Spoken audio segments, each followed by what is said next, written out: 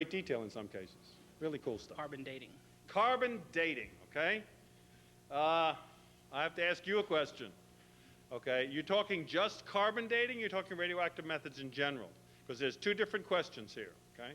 There's two different things to deal with. Both? Okay, let's begin with carbon dating. Carbon dating is a method based upon analyzing the residual radioactive carbon in a piece of bone or tissue. That's how it works, okay? That's what the method does. As long as a living organism eats, it takes in carbon into its body. It takes in carbon-14, which is radioactive, into your body. You don't glow in the dark, but you do have radioactivity in your body, okay? And when you die, you stop eating. Okay, when you stop eating, the carbon-14 is in balance at that moment with the atmosphere, and now it begins to deteriorate.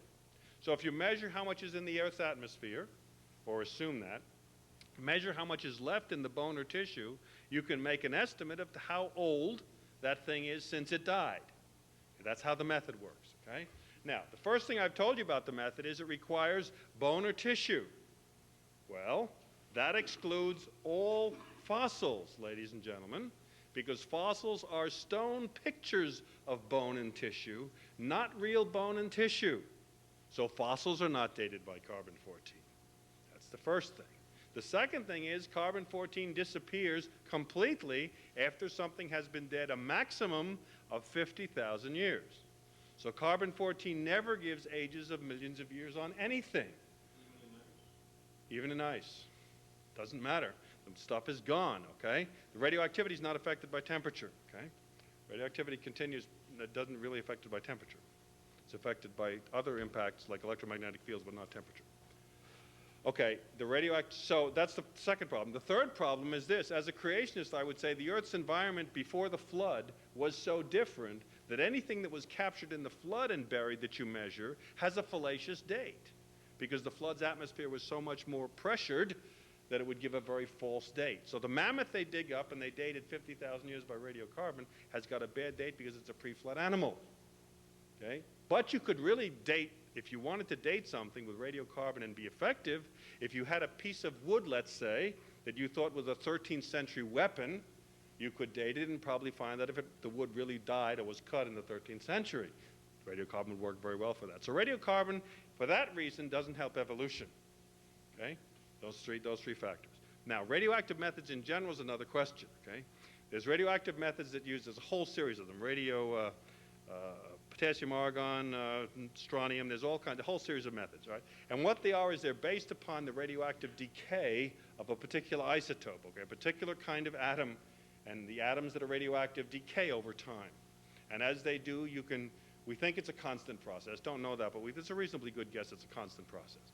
And as the atoms decay over time, you can determine, if you know how much was there when you started, and you measure what's there at a time later, you can approximate or guess how long that thing has been deteriorating. Now, the way you start the clock is you start the clock by the material changing state.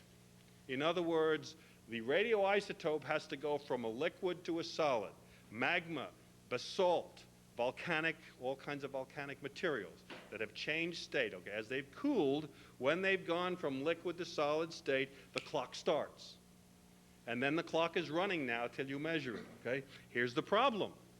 Well, I just told you, it has to have a change of state. Therefore, no fossil containing rocks can be measured by radiocarbon because they are sedimentary rocks. They're rocks that are laid down by an aqueous process underwater. They're not rocks that have had a change of state. So you can't use radioactive methods to measure rocks containing fossils. All you can measure are rocks that are volcanic in origin that are near them. That's how evolutionists do it. You take a piece of lava that's somewhere near your fossil, and you measure that lava, and if you like that date, you pick it. If you don't like that date, you throw it away. They throw over half their dates away. Okay? We think it's more than half, but they'll admit to about half. Okay? There's a book that's just been written very technical on this subject called Mythology of Modern Dating Methods. But there's another further problem, and that is this. Even in volcanic rocks, materials migrate. Okay, water passes through rock all the time, and when it does, it brings things in and out. So the assumption as to how much you had in the beginning is often a bad assumption, particularly if you've had a lot of water flow, because uranium salts are extremely soluble. They'll move out very quickly. Okay, some other things are not. And then some of these materials are gases like radon, which will escape to the atmosphere, or helium. Now, let me go one step further. The uranium-lead process, which is the process of a half-life, which if the half-life ever ran would be 4.6 billion years. If the half-life ever ran, during the half-life process, there's 8 times when the uranium in the process going from uranium-238 to lead-206. During that whole process, it gives off a helium molecule, okay? It pops to what's called an alpha particle. Alpha particle becomes a helium nucleus. Well, based upon that process then, we make a good guess. We know how much uranium we've mined from the Earth, and we can estimate how much more there is. There's more, but not a lot more. We've mined a good part of the uranium that's available to us, we think.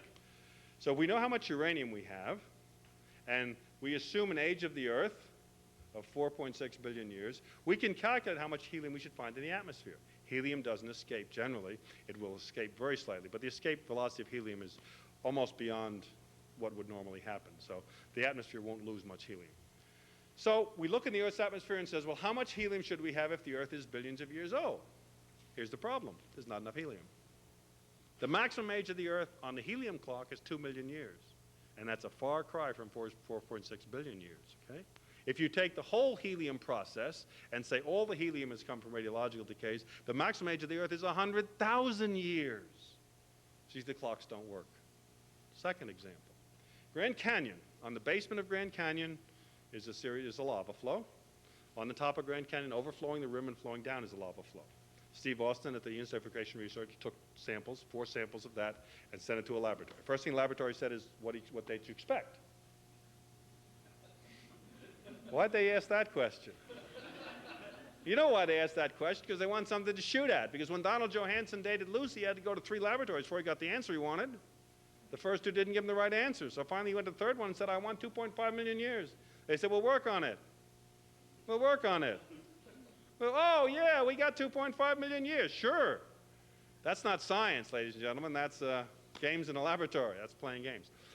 But the point simply was that Steve Austin took these samples and measured them. What he found out is the rock underneath, 3 of the 4 methods say that's younger than the rock on top. The canyon was laid down upside down. It's obvious. You see what happens? The methods don't work. The methods are not reliable. The methods have a huge number of assumptions. Now, secondarily to that, one other thing on dating, and that is there are other processes on the Earth, like erosion and accumulation of salts in the ocean and atmospheric conditions and all those clocks say young, thousands of years, not millions of years. All those clocks. Salt in the ocean, erosion, all those things say young Earth, not older.